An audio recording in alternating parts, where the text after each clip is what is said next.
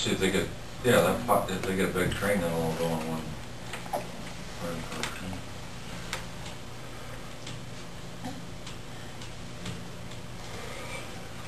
You know, we don't have anything else to talk about, but in the wintertime, the road boys, they push, you know, like, oh, like where I live, I've got 5 road driveways, or 4, and they push snow out into the field, and you know, I just wonder, myself and other people, you know, the effectiveness of why they do that. Well, usually it stops the drift from coming out of the field out on the road. It works pretty good once you get the pile to them. Yeah. They were you know, they were working on the shoulders a week ago with the grader and spreading gravel. Yeah. And Larry Nelson, my neighbor's got a blacktop driveway, and whoever's running the grader didn't pick it up. Didn't pick it up? They gouged. I don't know why that. I mean, you'd think you'd see it and pick up. They bit into his driveway. You might pass that one. You might. Somebody didn't call it. Ripped up pretty good. Yeah, I saw Larry the other day. He really wasn't as mad about that. As north of his grow, there's a huge windbreak in a driveway, and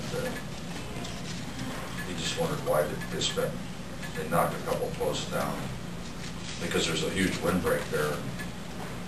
That, you know, he wasn't happy about either. He had posts. He has 2 16-foot gates, and he had posts along the edge of the driveway, the rest of the gates on. I should have been able to see the gate. Morning, Ron. Morning. We're just getting ready to wait for you for your sheet, I guess, which we have. I just had the balance coming up, that'd be the quickest way to get it to you. Sure. Did you do it at all, or? No. Traffic crews grading by all of Coon Valley Townships, blading gravel roads, repairing and replacing road signs throughout the county, scheduling some slope repairs on the outlet at Black Hawk Lake, filling field entrances in Levy Township, edge-running paved road shoulders in Shaler and notable areas, replacing collapsed drain tiles in the roadway in Richland 3 Township, relaying and bolting reinforced concrete pipe culvert on D37 east of Guard Avenue and on M50 north of 330th Street. Basically, some of those culverts pre-installed, they push them apart and get it out and then start taking dirt.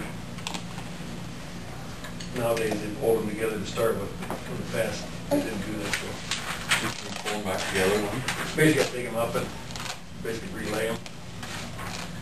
We can only go back as far as the edge of the pavement.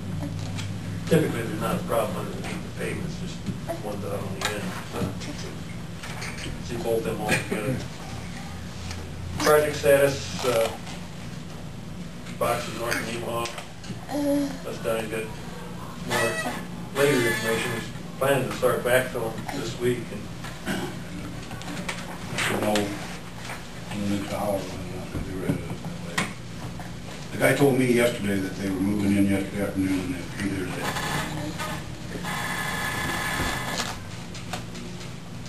Wall Lake bridges, basically need to review and approve those plans.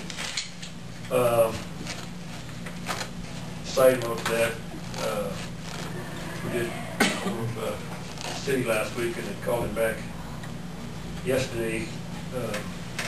We need to have them sign the plans too, and so they've got a special meeting set up for noon tomorrow, and so they put us on ahead of that at 11:30 to go over the plans with them and get them signed. Give the mayor the authority to sign the plans. Still hoping for a August letting. We've got right away to buy, which Donnie's working on.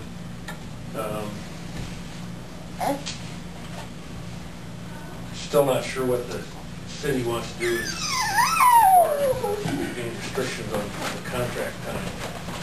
At one time they said they would prefer that road not be closed through the winter time. I don't know whether that's just a couple of the councilmen or that's the general consensus of the whole group, so hopefully tomorrow we'll get some kind of direction on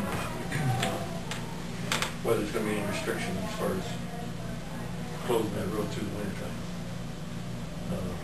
Anytime you start putting restrictions on it, drives the price up. Contractors are looking for work. We've got a lot of interest in this bridge we're letting next Tuesday.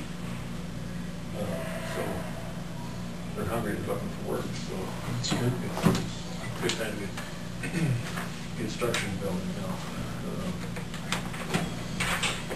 Eureka, again, the letting for that's next Tuesday here at the courthouse. Viola, that's the other plan you just reviewed and approved, open for an August 19th letting on that. One pending some right-of-way purchase there.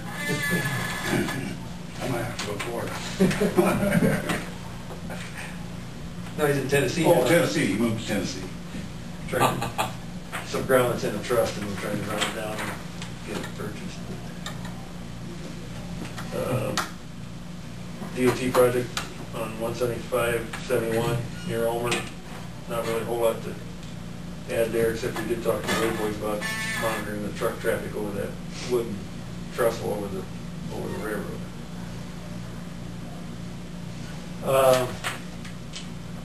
The only other thing, I did talk to Sherry Wilson a little bit. Did she say anything to you guys about subdivision ordinance? Well, and I was telling her that I recall the discussion of that. That point had been raised, and I don't know why it wasn't included, when we went through the process, but.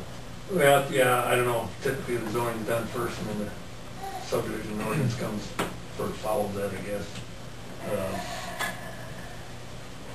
Without much subdivision growth in the rural part of the county, it's usually not an issue, but in talking to Wall Lake the other day, it sounds like that project down there in the pits is still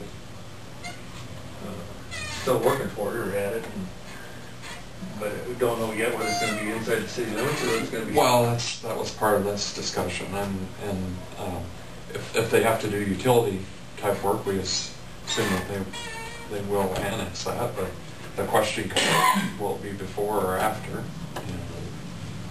We don't know. But it doesn't sound like the city of Wall Lake has got anything, any ordinance or anything in place. It sounds like they're just working on their zoning ordinance. I don't know if they've got any. Typically a subdivision ordinance will say that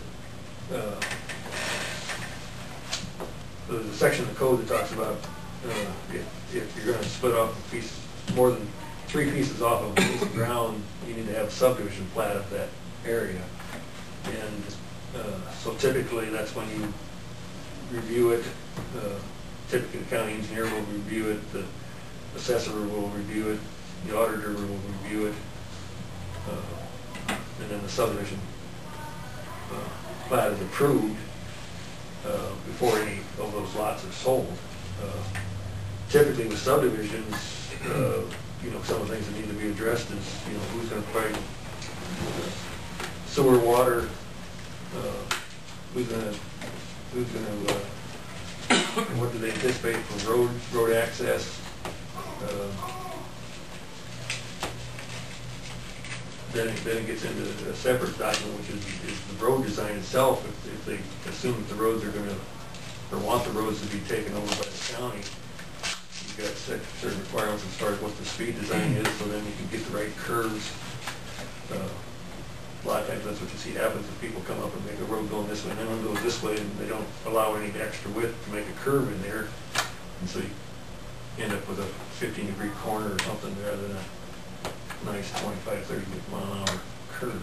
So, but yeah, what's going on down there, I guess, I don't know, but he was asking for a copy of the county's zoning ordinance, so